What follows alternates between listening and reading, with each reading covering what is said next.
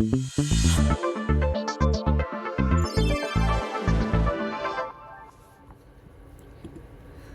right, hello everyone, and welcome back to this week's episode of the Student Impact Report brought to you by the Student Basic Needs Coalition. I'm Taylor Allgood, joining you from Washington, D.C. And I'm Denae Taylor, co-hosting from Sacramento, California. It's great to be back. I know we took a few weeks off. It's a busy time of the semester, so happy that we're back in the swing of things, recording some content for the rest of this series. So for our returning listeners, welcome back. Thanks for tuning in. And for our new listeners joining us this week who may not know what this podcast is about, the Student Impact Report is a podcast where student leadership meets real-world impact. Each episode dives into the latest news affecting students and shares the stories of student leaders driving change on their campuses and beyond. So this is our 7th episode of the series. So if you haven't watched our previous episodes, be sure to check those out. I know we just recently released the 6th episode, which featured an interview with Sam Wang, a junior at Missouri State University. For more information and to listen on YouTube or Spotify, visit studentbasicneeds.com/podcast for links to our show. And just another reminder, like every week, I just want to let everyone know that we did launch our interest form for students to get involved with the podcast. If that sounds like something that you'd be interested in, you can go on our website and we'll have the link to that, and you can get involved in one of our episodes in one of 3 different ways. You can submit a question for the show, you can submit a shout out for yourself or someone else on your campus doing great work, and you can also be interviewed here on one of our episodes in the coming weeks. So as per usual, we're going to offer up some news about higher education just for the week, and then later join us for an interview with Colin Bannister, junior at Washington State University in Pullman. So for this first story, we've mentioned it kind of in past episodes about stuff about student immigration and people like Mahmoud who got deported and stuff like that, but it goes even further because Secretary of State Marco Rubio said as of March 27th, the State Department has revoked 300 or more student visas as the White House increasingly targets foreign-born students whose main transgression seems to be student activism. This is from NBC News, which reported on March 27th, but this goes even further as it's a part of a broader immigration and student activist crackdown. So on a local level, I'm from Sacramento, but recently the California State University system has confirmed that at least 32 current international CSU students have had their visas revoked as of April 7th, according to Director of Media Relations and Public Affairs, Amy Bentley-Smith. This action has left affected students and alumni in a state of uncertainty, raising concerns about due process and the targeting of individuals based on political expression. CSU is not the only system that's being affected by this, and that was reported by the State Hornet recently on April 7th. But yeah, this is a constantly developing story, and it looks different from school to school, and we don't really know much details about specifically their names or their addresses or where they're being taken to or anything like that, or what does that mean that they lost their visa? Does that mean they can no longer go to these schools? There's still more information developing, but please check about your, look for your local area, see what's going on for your university, your schools, your friends, just checking on your family, stuff like that. But yeah, this is constantly developing, and it's hard because it does look different from place to place, and there's so much uncertainty going on. But yeah. Yeah, this is, like you said, a developing story, but it's just scary, in the same vein that these students are living in such fear and uncertainty around who could be next. Staff as well are struggling in some ways to offer support to these students without fully knowing what's going on themselves. I read an article about staff members who work in international student offices, work with primarily international students and so forth, and a lot of these staff members weren't even seeing in their system that the students they support, that their visas had been revoked until hours after students had already been detained and possibly deported. And so Yeah, I just want to echo everything that you had said. And my article that I want to share next is kind of an extension of this as well. The Department of Homeland Security is now formalizing a rule to search the social media accounts of all non-citizen applicants for visas and other immigration benefits. And so, we want to break this down and talk about what it means and why this matters.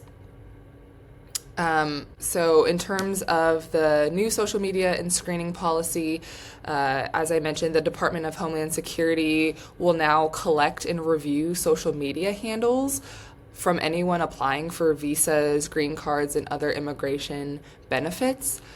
U.S. Citizenship and Immigration Services, or USCIS, will specifically search for content that, quote, endorses anti-Semitic terrorism or organizations, end quote, and if found, it could be grounds to deny a visa, which we'll talk about why that is majorly concerning. And this would affect international students, permanent residency applicants, and people affiliated with universities deemed to have links to anti-Semitic activity. So, you just mentioned him before. The policy was proposed by now Secretary of State Marco Rubio and has been widely criticized for its broad scope and potential violations of free speech, and also just its potential for bias.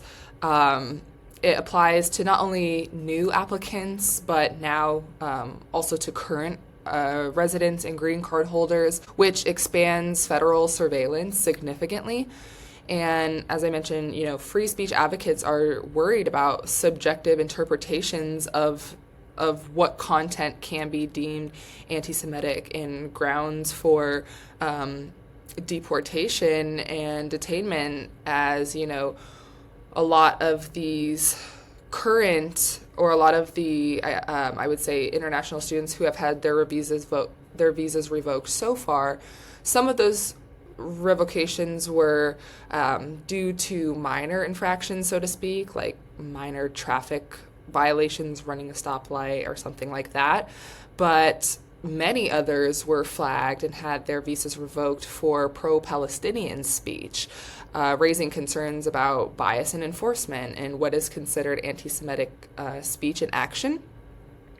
And an Axios investigation revealed in the article as well that AI is already being used to scan student social media accounts for this content, sometimes without students even knowing. So, yeah, as someone who works in higher education and student support, I just think this really hits home because international students are already navigating a complex web of rules and anxieties when it comes to working, living, and studying in the United States. And so now they have to worry about whether their online presence could jeopardize their immigration status. Even if they're just engaging in political discourse or reposting something without context. And many of these students are not getting due process, which extends to all people in the U.S., not just U.S. citizens. All people in the U.S. have that right. And honestly, what confuses me the most is the inconsistency, right? How can the federal government defund education, strip back federal protections, and also just push so many of these educational responsibilities onto the states, but still somehow claim the authority to monitor students and other people's social media and revoke visas based on subjective interpretations of speech? It makes no sense, and I just think that you can't divest in education and then over police it at the same time. Clearly, this feels like it's just being done to create an environment of fear. Yeah, I really like that last point of you can't de-invest but also over police. It's just becoming abundantly clear that it's not really for the student improvement, because if it was, there's so many of these things wouldn't be happening. And the stories that we report in these episodes, they aren't working towards actually improving the student experience at these schools. It's to kind of push some certain view of life or agenda onto schools, but it should be focusing on how can I help these students get educated and get these resources. But it's not like that, and it's really hard because I feel like state to state, they kind of decide whether or not they want to do that or not, which is really frustrating too. One ongoing story that we talked about was Ohio's Senate Bill 1. But Senate Bill 1 has officially passed. So what's going on now? What's the response? How are students feeling? Just a refresher, anyone who didn't know about Senate Bill 1, Ohio Governor Mike DeWine signed Senate Bill 1 into law, enacting sweeping changes to the state's public higher education system. The legislation bans diversity, equity, and inclusion programs, prohibits faculty strikes, regulates classroom discussion on quote-unquote controversial topics, and mandates post-tenure reviews. In response, students and educators held a mock funeral, which took place Monday afternoon in the Ohio State House. A part of that, they expressed their concerns that the law would undermine academic freedom and marginalize vulnerable communities. Specifically, Ohio State University junior Brielle Shorter spoke to Ohio Capital Journal, and she said, "As a Black student on campus, our spaces have already been slowly getting demolished. I believe that with this bill, there's going to be more changes like that."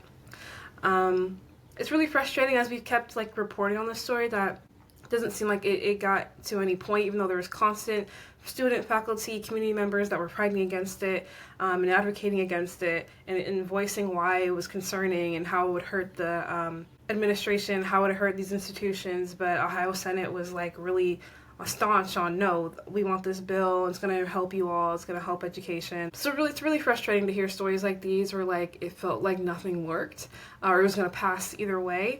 But yeah, that's what's going on with Ohio's Senate Bill 1.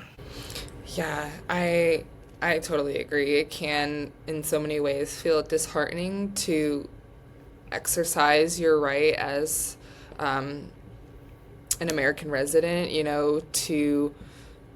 to protest and to stand up for, against these bills when, it feels like in so many cases they do just get passed anyways and are just part of this larger agenda. It feels like policy changes and all of the confusion and chaos that has been concerning higher ed in these months.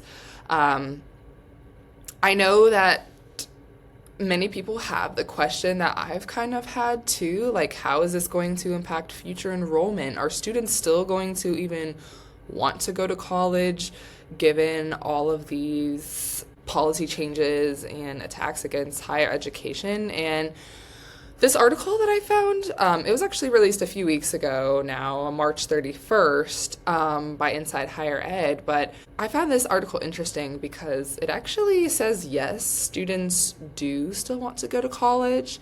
In fact, the data that they talk about tells a much different story than the one that we might hear recently about declining enrollment and disinterest in higher ed. And so the article just kind of talks about how first, FAFSA admissions are up. High school seniors in the class of 2025 have submitted 13% more FAFSAs than last year's seniors at this time, which I found interesting. So I think this tells us that the demand for college is still there and that students do want to go and they're just trying to access the aid they need despite all of these policies seekingly aiming to defund higher ed and financial aid.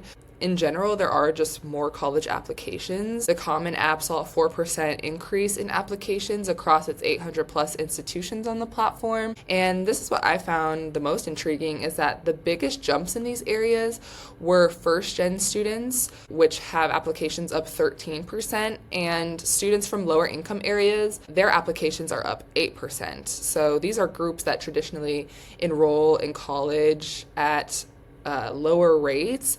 And I don't know, maybe it was just me, but I thought that, these intimidation tactics seemingly to, impose on higher education access and resources would essentially scare some of these communities away from going to higher education and investing in higher education. But that is not the case so far. So that is somewhat of positive news right now. And when we talk about the need for graduating students, it comes at such an important time because it's just like, why are these um, why are these divestments happening like right now when the need for graduating students is higher now more than ever? The article mentioned that by 2031, 72% of jobs will require post-secondary education, but right now only 44% of working age Americans have a degree or credential of value. So essentially, students wanting to go to college isn't just a good trend, it's a necessary trend if we want to maintain a strong workforce in the future. And I just think this article is just a really good reality check, because I think it's easy to get caught up in the news and think, oh, college is like fading away. There's not going to be a need or an interest in it in the future. But I don't think it's fading away. I think the problem is just access right now. And students want to go, they're applying, they're enrolling, and we just want to make sure that they're able to afford it and be retained and stay in college once they're already there. So that's the main hurdle that we're trying to overcome right now, and even be in my role as well. That's something that, at my university, we're all hands on deck right now trying to, just support students who are here in the best way that we can, despite all this uncertainty. That's really interesting to hear. I feel like you're right. Like, the important part, or what's like vital, is making sure that, like, these students, once they go to these schools, they're taken care of and they're supported, and like not just like the DEI programs, but also like basic needs and like access to that. Like, that's incredibly important. That's right. Yeah. Kind of going forward to this next story, kind of another positive note. The National Day of Action for Higher Education is on the horizon. So on Thursday, April 17th, this is a 1 day of action around campuses nationwide, where groups or clubs, wherever it is, advocate for the future of higher education. From the California Faculty Association website, they put, "This coordinated day of action highlights our collective power to push for real investment in public higher education, resist harmful federal interference, and defend the anti-racism, justice-centered values at the heart of our work." Countless states are participating on this day, just to name a few. University of California, Santa Cruz is having their undocu-study. It's like a watch party and teach-in. Princeton is having a day of action with workshops and drawings and study circles. UC Davis School of Law, closer to Sacramento a little bit, is having a discussion on Senate faculty rights and what to do if ICE comes to campus. And lastly, University of Memphis is having a rally for higher education and a teach-in and watch party. But that's just name a few. That's for plenty, many across the nation. So to find out what's happening in your area and how to get involved, if there's anything close to you or at your school, you can go to www.dayofactionforhighered.org to find out what's coming up in your area. It's really exciting to hear this, that despite all the stories that we report, that there's still like a kind of a staple day that college campuses can come together. It's from varying states, from the East Coast to West Coast. There's events going on, so definitely check it out.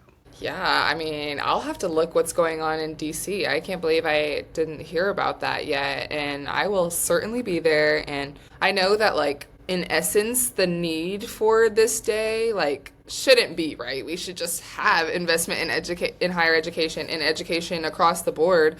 And so it's, like, disheartening that, like, we still have to mobilize for this, but at the same time, it's also, like, positive in a sense, because it just reminds me, like, the importance of higher education, the importance of advocating for students, and really just reminds me, like, why I love working in higher education in the first place, because, we are here just to support students and make sure that, like, students can get through college with the tools and the resources they need and the community that they need. And I don't think that will stop no matter what policy gets pushed out. Well, stay tuned, because next up we'll be featuring an interview with Colin Bannister, a junior at Washington State University, who's in his third session as a student lobbyist and serving as president of the Washington Student Association. So that wraps up this week's episode of the Student Impact Report. Make sure to follow us on Instagram at SBNC_USA for updates. You can also catch our episodes on Spotify and YouTube, so be sure to visit studentbasicneeds.com anchor.fm/podcast and tune in next week. Again, my name is Maya. And I'm Taylor. Thanks for listening, and we'll see you next time on the Student Impact Report. Colin Bannister is a junior studying philosophy and political science pre-law at Washington State University in Pullman, Washington. Motivated as a first-generation student, in his first semester, he joined student government, becoming the Director of Legislative Affairs and student lobbyist for WSU. His role brought him to the Washington State Capitol to lobby full-time, advocating for student financial aid, the creation of a Native student scholarship, basic needs support, and more. Now he's in his third session as a student lobbyist and serving as president of the Washington Student Association. Despite difficult state budgets, he continues to advocate for the preservation of basic needs and financial aid investments that the state and federal governments have made in students. Colin, thank you for joining us. Happy to be on. I appreciate it. Awesome. So just to get us started with some questions, can you share a little bit about your journey to Washington State University and what motivated you to jump into student government so early on in your college experience? Yeah, so I actually grew up right by Washington State University in this real small town called Colfax, farmer town, 2,000 people, very, very rural. And I was actually born at WSU, which is another fun fact that I like to give people. So always knew since day one that I was going to go to WSU, be a Coug. And coming into college, I knew that I wanted to get involved. I'd gone to Pullman High School. I was actually president of the ASB there. Very involved as a student with ASB, cross country, all this different stuff. So at WSU, I knew I wanted to do something, wanted to get involved, and I knew that policy and leadership was something I was really interested in. So when I went to orientation, I started talking to the student body president, people like that, introducing myself. And then there was an opening for the job of director of legislative affairs. And I realized that this was a once in a lifetime opportunity to actually go to the state capitol for my second semester of college and lobby on some of the services that had helped me and so many other students. I'm actually a recipient of the Washington College Grant, which is the main thing that I lobby on, as well as basic needs support and a ton of other great supports for our students. But just kind of having that experience of being first generation and kind of having to navigate college through that lens, I knew how important those services were, and I wanted to give back to my fellow students and make sure that they had those services and expanded opportunities. Awesome. Yeah, I mean, it's not every day that you're born at the university that you end up going to. That's a very cool story and a very cool pipeline to WSU. You kind of touched on this in your response just now, but I'm curious to know more about your journey as a first generation student and kind of how your personal background has influenced your passion for advocacy, especially around student financial aid, basic needs, and other similar topics. Yeah, and the first thing I think about is that neither of my parents finished a college degree. My mom went to beauty school, my dad did a little bit of community and technical college, and they really emphasized when I was growing up the importance of getting a college degree because it was opportunity, is what they talked about. They talked about how they wanted me to be able to enter the workforce in a way where I had choices on what I wanted to do because they had felt like they hadn't always had the best choices. And I looked at the rest of my extended family as well, and there wasn't a lot of college or even education background. I mean, my grandma on my mom's side grew up in rural Arkansas and didn't go to school past eighth grade. I mean, that causes generational issues for families when there's a lack of education, and I just saw that with my own family, and knowing that, really wanted to go to college. When I got to college, though, there was a lot of uncertainty, a lot of doubt at first, not knowing how to navigate financial aid, not knowing how to navigate classes, all the different things that come with college. And one of the programs that actually helped me a ton was Trio because I'm a first generation student. So whenever I had a question about, how do I make sure my financial aid is going through, I would just be able to drop down to the Trio office and meet with my advisor. I also had tons of other support from just my academic advisor and people like that.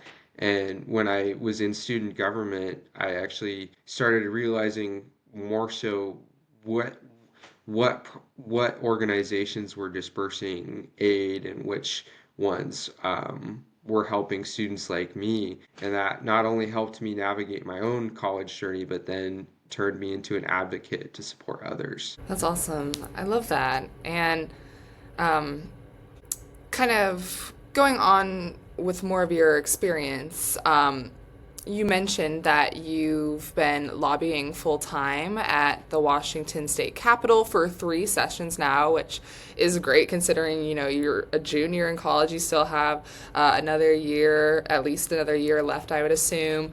And so it's great that you've been able to do that starting so early on in your college career. Can you walk us through, for people who might not be familiar, what that experience is like and what kind of issues you're most focused on in your current legislative session? And Washington is a pretty unique experience in terms of that we have a really strong student association that has this internship program where you'd be a student lobbyist for a semester. We've also had some students like myself that returned for a second year, a third year. We even had one student one year that did 4 years of his college career. But with coming as a freshman, and it was right after COVID, so even the legislature had been meeting virtually. WSU had been all virtual right before I got into college, and a lot of that student government culture and that student lobbying knowledge had kind of been lost over COVID. So coming into it, I did not really know what I was getting into. I didn't know what it necessarily looked like to lobby in practice. I knew that it was, talking to representatives, talking to senators about issues, but I wasn't super aware other than that what it would look like. And then coming down to Olympia to start the internship, we basically got a crash course in the legislature, how policy works, advocating all the different laws and ethics that you have to follow as a lobbyist. Um, and that crash course was about a week. And then we actually started getting thrown into it and meeting with representatives, meetings with senators, learning trial by fire is kind of the joke that I like to give, because that really was what developed our skills on that. And the main thing that we really focused on and advocate on is the Washington College Grant. It used to be called the State Need Grant before 2019. In 2019, it was a coalition of student lobbying, business interests, and then, of course, one of our senators named Senator Hansen. Well, he was a representative at the time, but really championing and pushing the college grant, which was rebranded from the state need grant, and it expanded financial aid to 55% median family income for Washington students. And what that means is that if a student is at 55% median family income or lower, they get full tuition coverage in Washington State. And since that program had originally passed in 2019, in 2023, our biggest focus was raising it from 60% median family income, which had already been increased in prior years, but increasing it then to 65% MFI so that more students would be eligible in that middle to low income range. Because a lot of people hear 65% median family income and they think that that's a lot of money for a family, but a family of four, I think the income threshold for getting a full college grant is about $80,000, which between two working parents and a family of two kids, that money goes pretty quickly, actually, especially when you have high living costs in Seattle or other parts of the state where living is expensive. So what this aid really does is it allows low-income students to achieve their higher education that they would otherwise wouldn't be able to afford. That segues very nicely into my next question because I know that you had shared some preliminary information with me about some of the work you do, and that was a question that I had as well around the Washington College Grant. I know you mentioned that the grant is a key priority for the Washington Student Association, and so again, for folks who may not be familiar, can you just share a little bit more about what makes this grant such a powerful tool for student success and why, protecting it now more than ever is so important? Yeah, and just to give some more context on the program, about 100,000 students statewide qualify for financial aid through it. A lot of that is, like I said, full tuition coverage for public universities. And the other part of that too is that students can choose basically any form of higher education with the college grant. They can go to community college, they can go to a 4-year, they can even go to certain apprenticeships such as welding that are approved by the Student Achievement Council. So really what it is it's not only just getting them education, it's choice of education. Washington is going to need 70% post-secondary credentials by the year 2030, and we are not meeting that currently as a state quite yet. I think we're at about 60% people receiving some form of post-secondary credential. And so what that really means is that people need this education to enter the workforce. Compared to the national average in terms of student financial aid, the national average per student is about $776 that a student will receive for going to higher education. In Washington, we are at $2,008 on average. So that is a huge lead on the national average. We have the best financial aid program in the nation that's run by our state. It's even more generous than the Pell Grant. But another big thing about the Washington College Grant that's important too is we know that it works. So COVID obviously posed lots of challenges for student enrollment statewide to a lot of universities nationwide. With looking at the data, 10% of students that received the Washington College Grant or financial aid in the state had a 10% increase in enrollment, while students that were not receiving need-based aid had a 15% decrease at our 4-year universities. So that kind of shows that it really is working, and that even in times when the general student population is declining, such as COVID, we're getting more students into higher education because of this need-based financial aid, which is good not only in developing our workforce, but what it's really doing is it's changing people's lives too. It's generationally affecting what they're their financial future, their children's future, their community's future. That's really what higher education is about, is it's developing who's going to be the next town dentist, who's going to be the engineer that builds a bridge that supports their community. Like, that's really the big mission of higher education. Yeah, we know, and the work that I do as well largely centers on supporting students beyond academics, because we know that financial aid, basic needs resources, these are all fundamental in what makes a student successful outside of the classroom and beyond.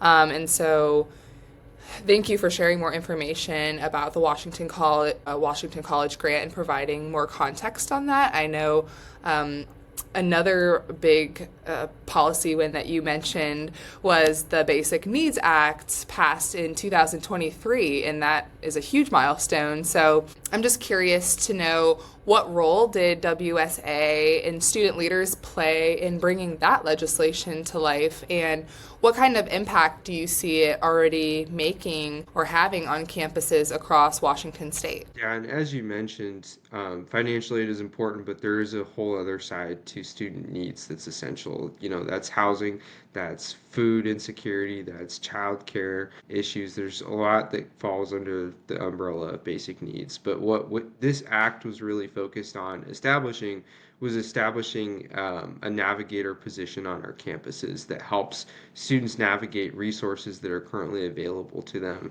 whether that's through federal aid, state aid, or community aid. So it's a nexus hub that you're supposed to be able to go to, and they will connect you to resources and needs. And the other part of it too is that it actually launched a food pilot program for free and reduced meals for college students at some of our universities. So giving food vouchers or reduced costs for food. So with that act, that was the first year that we ran the act too, and it passed, which is unusual. Sometimes a lot of these efforts take, 5 to 10 years in the higher education world, but we were really lucky to be able to pass it in its first year. A huge part of that was because we had a really strong coalition. We actually have the Post-Secondary Basic Needs Coalition in Washington State, and the Washington Students Association plays a huge role in that, in bringing the student stories forward.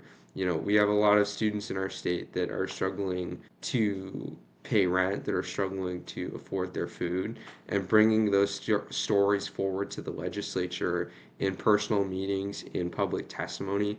That's been incredibly powerful and what's really helped move a lot of these policies, because there can be all sorts of numbers and all sorts of costs, and you can show financially why it's a good argument. But hearing the raw student story about a student who went hungry or almost went homeless or wasn't able to finish their degree because of these challenges really helps the legislature understand that these are real people and that these services that they get are essential.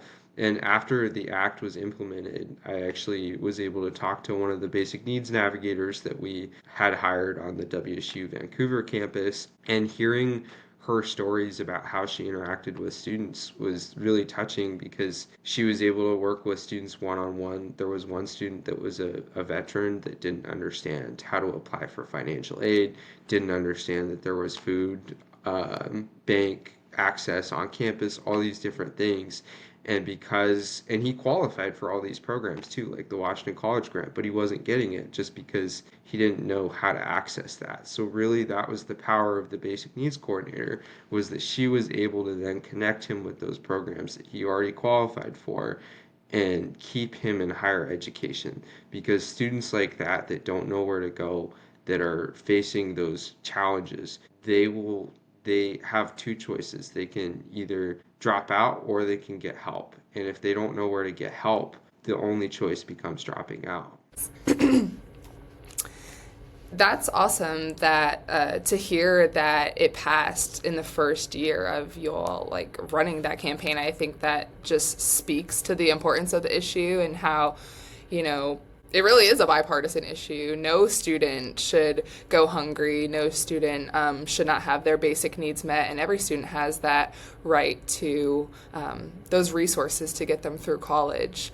I know that in pushing for legislation and, you know, just generally more funding, more investment, more resources for college students, it takes partnership, it takes collaboration.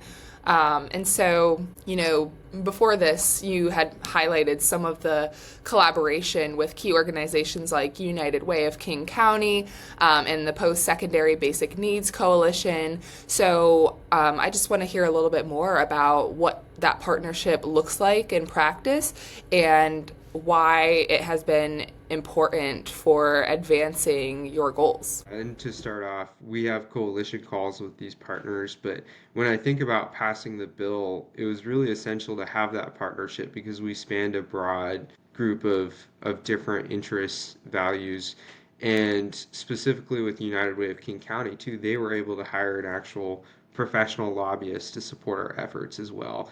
And that lobbyist was actually a Washington Student Association alumni who had helped pass the Washington College grant in 2019. So we had a really great partnership with that lobbyist. His name was Don Espino, and he was able to do, you know, some of the more lobbyist lobby things of like meeting with representatives out at the back of the committee room and talking the really specifics about, you know, the finances of negotiating and stuff. And then with the student side, we would bring them to bring the stories, and it was just a really good partnership because we had really high professionals working on this, and then we also had professional students that were engaging and learning in this process. And then, of course, United Way of King County also gave the Washington Student Association a grant that helped help us with our operations, with getting students these opportunities to come speak on these issues. So really, the partnership was really strong there.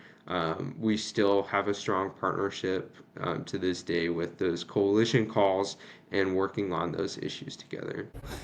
You mentioned you're the president of the Washington Student Association.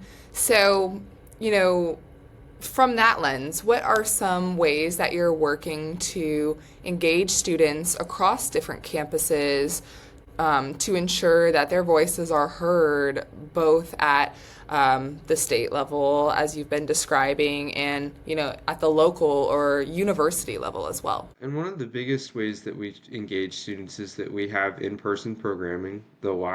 We do this thing called General Assembly at the Washington Student Association, where students have an opportunity to come. They help craft our legislative agenda. There's workshops, guest speakers. It's our conference as an association, basically. So that's really one of the biggest ways that we interact and engage with students. And then the other thing is that throughout session, each school has a lobby day. So WSU has a lobby day. We call it Coug Day at the Capitol.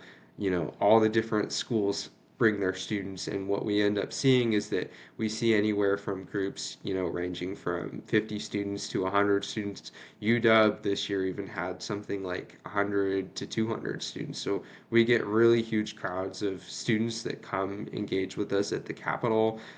We go to meetings with them. We train them on the talking points, on how to best present the stories that they are experiencing as students. And then the other thing we do too is that this was started this year is that we hold an all call, is what we call it. It's a statewide call that students can join on Zoom and talk about every week, the issues that they're facing, organizing specifics, and in general, just a way for us to connect with students on the issues that are impacting their campus. We've talked a lot lately about some of the federal challenges that we've had. Obviously, Washington State even, is having a ton of issues because there's a $17 billion projected budget shortfall over the next 4 years. When we started session, that number was 10 to 12 billion. So it's like it's been getting worse consistently.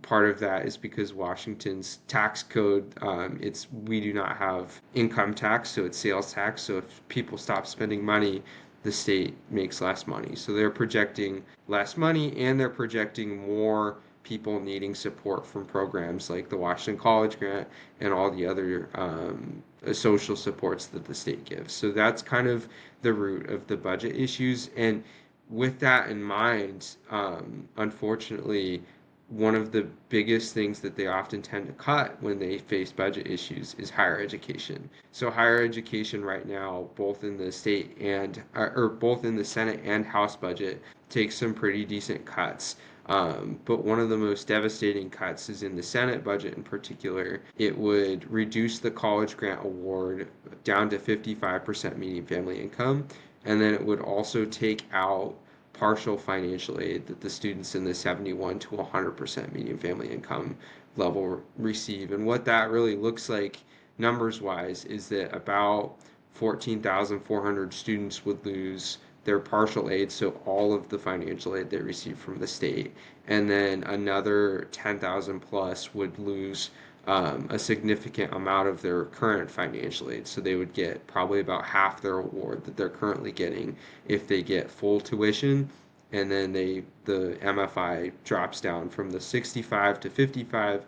Those students are going to lose about half their financial aid, which is thousands and thousands of dollars.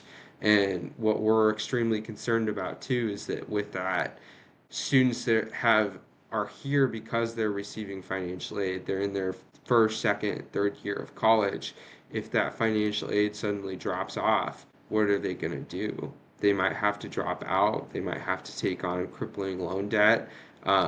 So what we're really talking about with these budgets is the difference between allowing students to continue their education and the investment that the state's made, or wasting that investment and having students drop out, take on debt. It's a pretty serious situation. And the other part of the Senate budget too is that they also raised tuition by about 8.3%.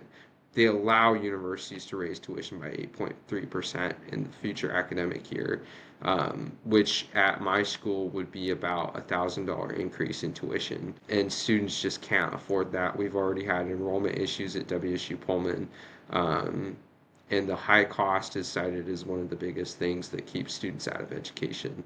Wow, thank you for putting that into perspective. Washington and really the West Coast in general is, a bit unfamiliar to me, like policy-wise. And so, yeah, thank you for sharing kind of like some of those numbers and like quantifying the the real effect that this will have as we see more of these policies develop.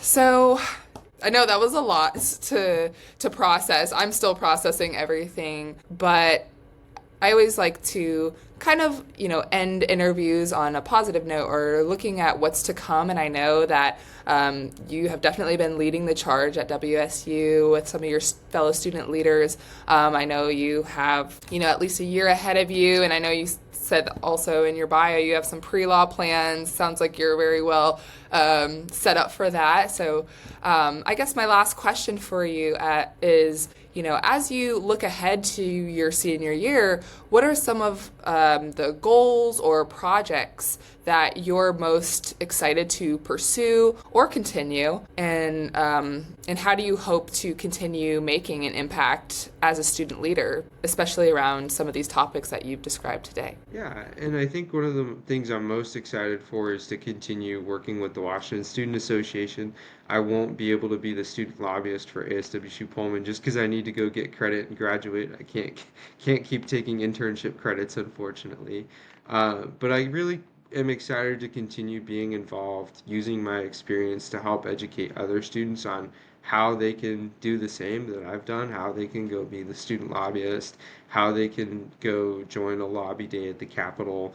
I'm really excited for that kind of opportunity because a lot of the times too we think about, to a student, something like a legislative session feels very within a year. But when you really think about a lot of these legislative battles and victories, they take sometimes 5 to 10, even multiple decades. It's a continuous work over time, and it's about passing the torch on to other students. So I think when I think about what's next really is preparing the next ASWSU student lobbyist, whoever's selected, to really take up this responsibility and lead well with these budget negotiations. The state budget is not going to be fixed overnight. Student financial aid isn't going to be protected or saved overnight. It's going to be a multi-year conversation. So I'm really excited to help pass the torch on with that engagement and involvement. And then I'm also currently applying for the student regent position at Washington State University. So I'm really hopeful that I can continue fighting for student affordability and access to our basic needs, but from a role more direct on campus and more involved with the administration. So I'm really excited for that opportunity to apply.